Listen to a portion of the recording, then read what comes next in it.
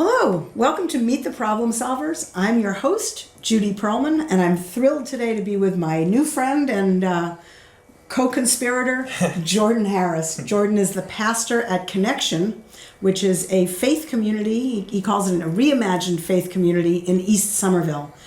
And we're going to have conversation about faith and spirituality and all kinds of cool stuff.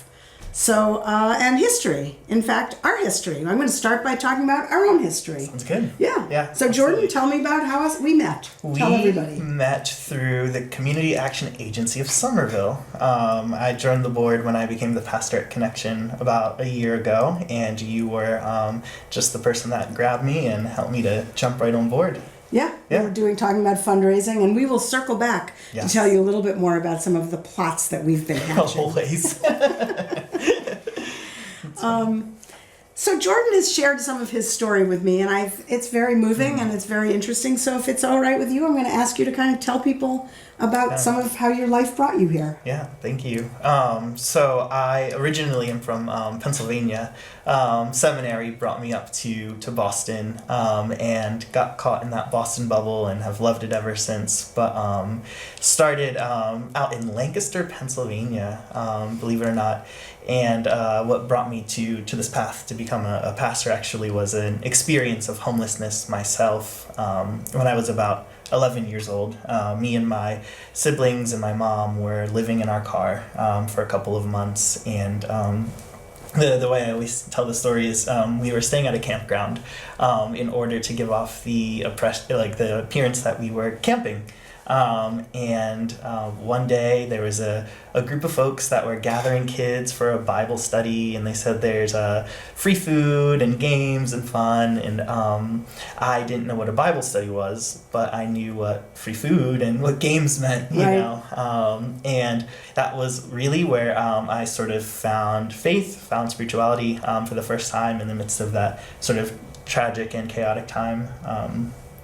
That's really something else. Yeah. It was deeply meaningful, and actually meaningful and kind of funny, and feeds it a lot into how I pastor today. I actually was 11. That's when Harry Potter was coming out. Crazy. Yeah. And so I was reading a lot of Harry Potter and reading a lot of Bible, and would oftentimes mix the two up and blend them, and started seeing a lot of that magic going on in Harry Potter happening in figures like Jesus, like God, and it sort of even got as far to the point where I'd see Jesus would be able to heal people or walk on water, and so I would tell us about you and tell us a little bit more about your emerging faith. I would hit my brother and then pray over it and say did I heal you? And he would say, no, it still hurts. And I said, we have to do it again,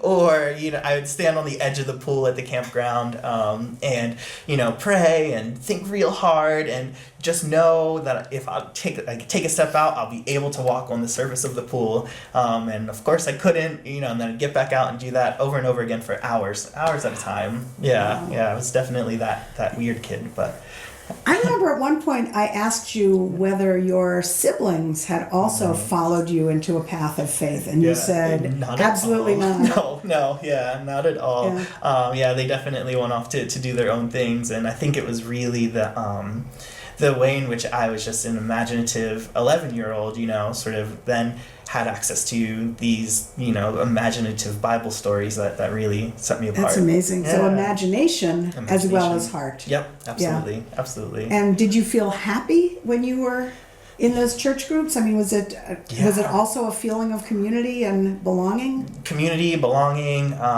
just a sense of being known, even as a quirky 11-year-old and a quirky teenager, and just someone who really wanted to invest in this. Just folks who loved you and cared about you despite your crazy, imaginative opinions and beliefs. Yeah. So acceptance. And love. And love. Absolutely. definitely. And imagination and magic and like Absolutely. cool stuff like the parting of the sea and all of that. Like that's absolutely. cool. Yeah. Like and like the stairwells that change. It's all kind of the same thing. Absolutely. Right? You got your Hogwarts. You got your Bible. That's amazing. That's amazing. It's great. So one of the things we had talked about was I asked Jordan whether he described this experience as a calling. And we wanted to talk a little bit about the calling. So tell me about what that word means for you. Absolutely. I think a lot of it has to do with sort of where your, what was it, Howard Thurman that said your deep gladness meets the world's need, and doing what makes you come alive. Because what the world needs is more people who have come alive. Right, and who are just open and authentic and just living their passion, whatever that may be. Can we go back and do that again? That was so cool. Yeah. Howard Thurman? Yes. I don't know that name. Yeah, so he was the first African-American chaplain at the Boston University School of Theology. A big reason I came to school there. And early civil rights figure. And I think the quote is something like, don't ask what the world needs, but ask what makes you come alive. Because what the world needs is folks who have come alive. Oh, wow. Yeah. And so I, pastoring, sort of being able to, speak life and happiness and joy and positivity and, invite folks into sacred and safe spaces, makes me feel alive, and I think does really help other folks discover that in of themselves as well. Yeah. It's interesting. This whole show for me has felt like something of a calling. I was talking with Jordan beforehand that there's a way in which I have worked for many years, like on projects and inward looking work with people in a community or in a project, and all these great things happen and you learn so much and you do so much. And then the next project comes along and all of that wisdom and insight stays inside and doesn't get pulled up, doesn't get pulled up and pulled out. And so this notion of helping people tell their stories. I'm not really that interested in my story. I'm really interested in your story. I'm really interested in everybody's story. Next week we have someone coming on to talk about solar power. I'm really interested in her story. And when I think of it, it actually does feel like kind of the right next step for me as I think about where I'm going with my life. And part of that is stepping back from, being what they call, actually a friend of mine told me this phrase, I'd never heard it before, but sometimes consultants can be like the sage on the stage versus the guide from the side. Absolutely. And I feel like my greatest contribution is to be a guide from the side and to help pull people's stories up and out. Right, and rather than, sitting in the spotlight, shining the spotlight, sharing the spotlight, giving it to someone else. Yeah, the spotlight is fun, but been there, done that. Right. Now let's get your stories out. Yeah, that's wonderful. Wow. Yeah. So let's see, what else do we want to talk about? There's CAS. Oh, let's talk a little bit about CAS. So we are on the board of the Community Action Agency of Somerville, and it's a very good organization. It has a large Head Start program that operates both in Somerville and in Cambridge. And also has some other very important programming focused on homelessness prevention, stabilizing tenancies. Absolutely, yeah. And so you want to talk about our upcoming campaign? Yeah, okay, do it. Judy and I both work with the development committee, and so obviously we help to fund some of these wonderful programs. Right now we are working on a whole restaurant campaign. Our goal is to really help folks dine out for CAS. It's an opportunity for us to both highlight some of the great local food and businesses here in our wonderful city, but then also to make some extra money for great programs on the side. It's quick and simple and easy, and it's all about relationship building and connecting and giving folks a reason to spend their money in a responsible way that's going to help our city. Yeah. So the organization is in Somerville, so probably all of the participating restaurants will be in Somerville, but it's very close, and all the Cambridge folks can go right over there. Come right over. Yeah. And I will just say that the word development is one of those completely goofy things. Like, it actually means fundraising. Yeah, that's what we're talking about. Like you can hear about resource development and business development. It's really talking about money. Money.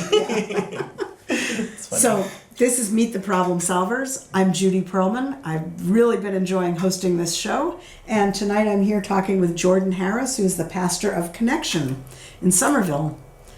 So let's talk a little bit more about Connexion. Yeah. Tell us more about the history, the past, the future. Yeah, absolutely. Yeah. So Connexion came out of a United Methodist Church in Somerville that was about 125 years old. College Avenue United Methodist Church, huge stone building, very, very beautiful. But about 8 or 9 years ago now, the congregation just found all of their money and resources and time and energy were going into maintaining a building. And they just felt like that wasn't necessarily their calling, right? Their calling wasn't to maintain a building, but rather to impact community. And so they made the hard choice to sell their building, sell their space, and bought what's now known as Connexion. We are a storefront, a community center looking place. There's no steeple. It was built maybe 6 years ago, so it's pretty new and efficient. And it allows for most of our money to actually end up back into the community rather than striving to maintain a brick building. Yeah, that's so interesting. Absolutely. What is that building now used for? It's actually another church. Another church A took it Haitian over? Baptist church that was, just sort of exploding across the street and had to have multiple services in their small building. We worked really, really hard to raise the money to purchase it. And it's great that we were able to pass that space on and sort of live into our calling elsewhere in the city.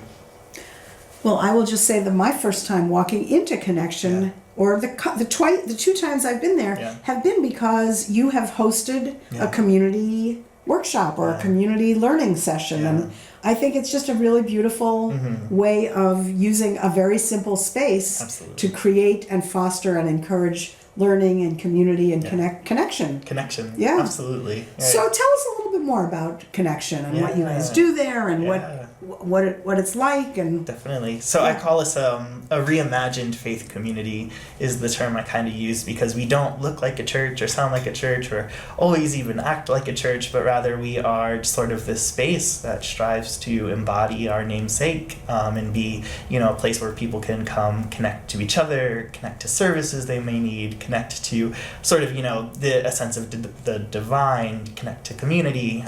We house and work with at least, I wouldn't say 15 or 16 community partners right now. And we offer worship on Sundays, of course, but really just strive to be inclusive and safe and sacred space to anyone who happens our way.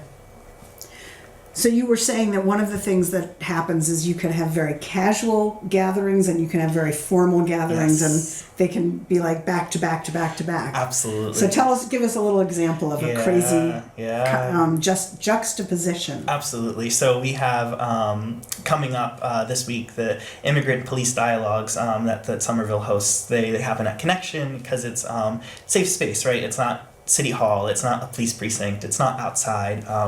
And then sort of right after that, a climate change organization will be meeting there, and sort of throughout the day there's an organization that's striving to help tenants with their landlords that stops by and uses the space. And we have folks who live in homelessness who love when the lights are on because they can use the Wi-Fi and the electricity. Wow. And it's sort of just always this eclectic blend of whoever and however we can serve the community. Connexion is striving to figure out ways to do it. That's amazing. And here you are, you're just this young man. Oh, thank you. I mean, it's just really cool because you have this certain humility, kind of like you don't think you know it all. No. Right. You don't know it all. No, right. You know you don't know it all. Yeah. Oh, what was the key word you came to? Vulnerability. Vulnerability. Talk us through vulnerability in your community. Yeah. I think you had asked what helps Connexion work so well. And I jokingly said that my congregants bully me whenever I say this word because I say it so often, but vulnerability and saying everything from I'm not sure what's going on, maybe we can work together to figure this out, to being able to foster places where folks can cry or celebrate, because sometimes joy is one of the most vulnerable feelings you can feel, but ultimately it's just being open and honest in your most authentic self. I think that's the heart of who Connexion is, and I think it's Brene Brown that says that's the heart of connection in human relationships, and so I think we're striving to embody that in a community sense. Wow. Yeah. That's very cool. Yeah. East Somerville. Yes. East Somerville is pretty diverse and Yes. a lot of immigrant families over Absolutely. there. How's it playing out? I mean, this is a serious question. Absolutely. This is a serious and sad situation. I'm sure you're seeing a lot of disrupted. Well, anyway, I don't know what you're seeing. Why don't I ask you? Absolutely. What are you seeing? Lots of fear, of course. Yeah. You know, lots of fear and confusion. A lot of just sort of broken dreams and folks feeling disappointed in not only our nation and political process, but also in the responses of their neighbors and their friends and their communities. There's always sort of lots of questions going on regarding myths and sort of those narratives that creep in when it does when fear is sort of the driving factor. But we strive to continue to be that safe and sacred space for folks, that we technically are a church and can help house sanctuary. And we are, in Somerville and Cambridge, these places that are historically, sanctuary cities. And but continuing to get that message out there and really assure folks that that we believe in this concept of sanctuary has been a huge part of our role as of late. Yeah. I can only imagine that. Yeah. It's like a calling. Absolutely. I mean, it's imperative that you have to make that statement. Yeah. Wow. Definitely. And did you also say that you've also kind of created a whole sort of like LGBTQAI welcoming space too? We're striving definitely to be a sacred space for the LGBTQIA community. I'm getting married. My partner Nate and I are getting married in October. Our denomination is actually struggling with this in that they don't recognize queer clergy. They don't sort of allow for their clergy to do same-gendered weddings. But we are just breaking the rules ultimately because we kind of know that it's more important, right, to foster and take care of even the LGBTQIA community who are minoritized in that sense, more so than to uphold in institution. And in fact, we all know that your church will have to come along at some point. So you're just like early leaders. Absolutely. Or you're like trendsetters. Right. And we put that pride flag up on, Broadway in East Somerville for pride, and then nobody wanted to get on the ladder to take it down, because we see folks take pictures and it is meaningful and a sign and a symbol that this is a safe space, for you. And so we're trying to figure out how do we do that for folks, all across the board. Yeah. Mm-hmm. So we were talking about sort of the safe space and the sacred space. Yeah. Then we were also talking about like the space, like it's a building. Yeah. You have to do things like call plumbers. Absolutely. And that's a whole other part of this role that you have. Yeah. We were talking about leadership development, and I, talked about how I hadn't necessarily knew how to write checks and organize and manage a church. And a lot of I think what leadership development is asking for help and meeting folks like you, Judy, who are willing to lend experience and wisdom, and but also not necessarily pressure folks into conforming, but saying, I've tried this once before and this is what I learned. And I think Connexion is really able to help offer that to a lot of young professionals right now who are looking to just help create something that's meaningful and near and dear to them as well. Really interesting. Yeah. Really interesting. This is Meet the Problem Solvers. I'm Judy Perlman. My guest is Jordan Harris, who is the pastor of Connexion in East Somerville.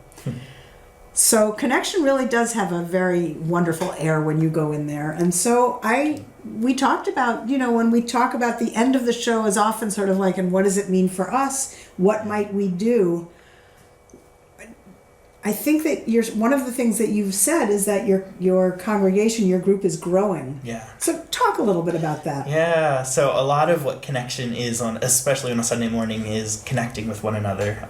So about the same time I preach, we have what's known as the Connexion question during the service, which is a question posed, that relates somehow to that morning service. I know for Mother's Day we invited folks to share stories about your mom. Oh, nice. Which doesn't necessarily feel the same if you're 26 and living with your mom as opposed to if you're 86 and have not been asked about your mom in a very long time. Right. And so it's just a wonderful sort of opportunity for folks to really connect with one another while, under the guise of church, under this, this umbrella of spirituality.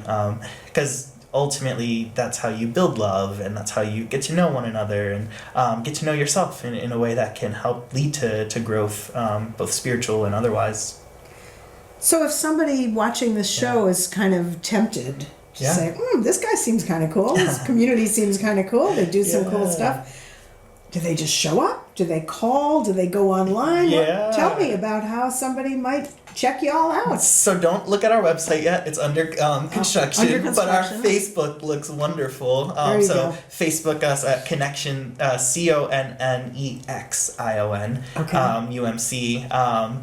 Likewise, stop by 149 Broadway. The door is open as often as it can be, and someone will be there to welcome you and to talk to you about the tons of things going on, and you'll leave full of information, but definitely full of heart.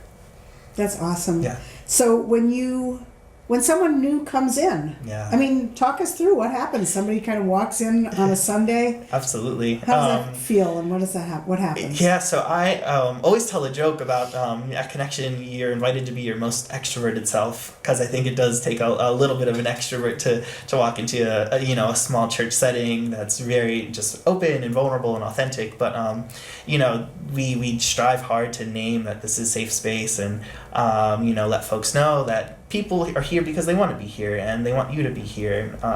That there's nothing here that's going to harm you, or and even if there is, we'll work through that. Because I think the church has a history of sort of damage in folks' lives, and so you walk in, and I think you just kind of feel the embrace of not only me as the pastor, but really the folks there who are building this, who want this to exist in the way it is. Yeah. I mean, that's amazing to me, Jordan, that you can kind of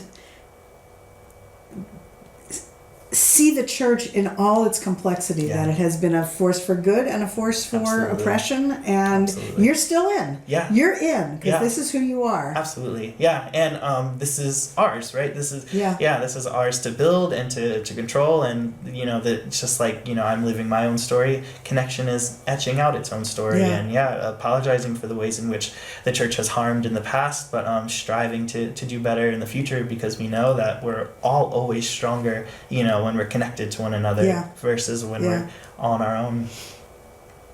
It's very interesting. I did not grow up attending organized religion in really any way. Right. But it's very funny because I go dancing a lot on Sundays. Yeah. And it's like I have this whole group of people. We know each other. And a lot of people call it church. They say this is like going to church. And it's like, oh, well, yes, there's fellowship. We all like each other. We're engaged in something that's mutual and beneficial and happy and uplifting. And by the end of it, you can walk in any state. By the end of it, you walk out better than you connected, came in. Absolutely, definitely. And I think ultimately that's the core of what we want Connexion to be. Because I do think folks are finding what they miss in church, in yoga practice, and dance groups, soccer on Sunday mornings, which are all great and good. And so we just want to continue to be an alternative to all of that. Yeah. And it's one of these things where Jordan was saying, what's it called? Like, your success is threatening your... It's a small space. It's a small community. Yeah. So this is not a bad thing. No, A lot more people are coming, and so it's getting a little crunchy in there. Getting very interesting. How do we maintain that connection and small church feeling as, there's more and more chairs being pulled up to the table. It's a wonderful problem to have. Yeah, it's a wonderful problem. Absolutely. And it kind of speaks to what you are authentically getting done there, which is helping create and helping a lot of people create a space that's working in that way. It's wonderful. Yeah.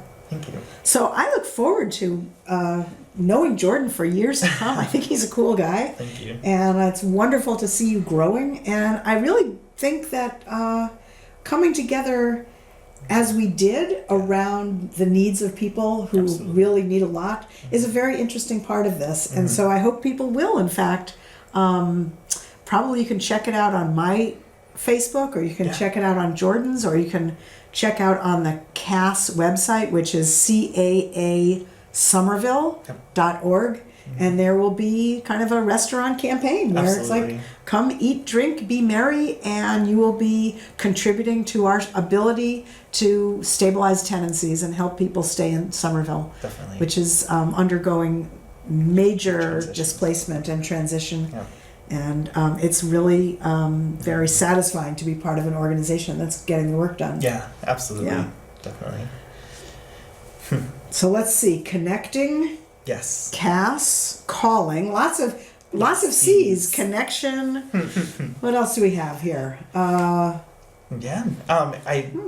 If you feel called to be doing work, stop by Connection. And if you have an idea, a nonprofit or group, something, we're always interested in hearing and trying to figure out ways in which we can help make not only Somerville, but the greater Boston area Right. a better place for all of us.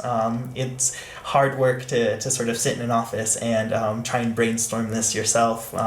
We need to be out there hearing from folks who haven't been heard from yet. So I want to invite you to definitely get connected. Yeah.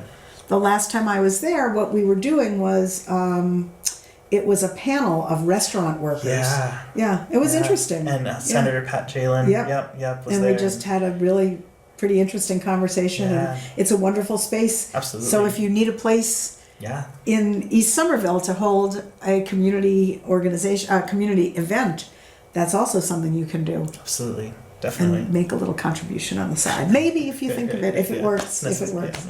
That's my editorializing, not Jordan's. Yeah, your strive for development. For development. Yeah.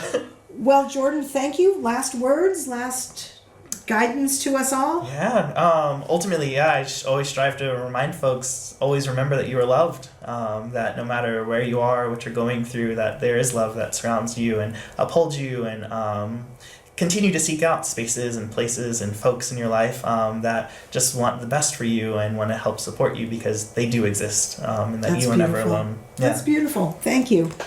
And now we will just invite people one more time to, hey, is everybody noticing that I made the slide work? Hey.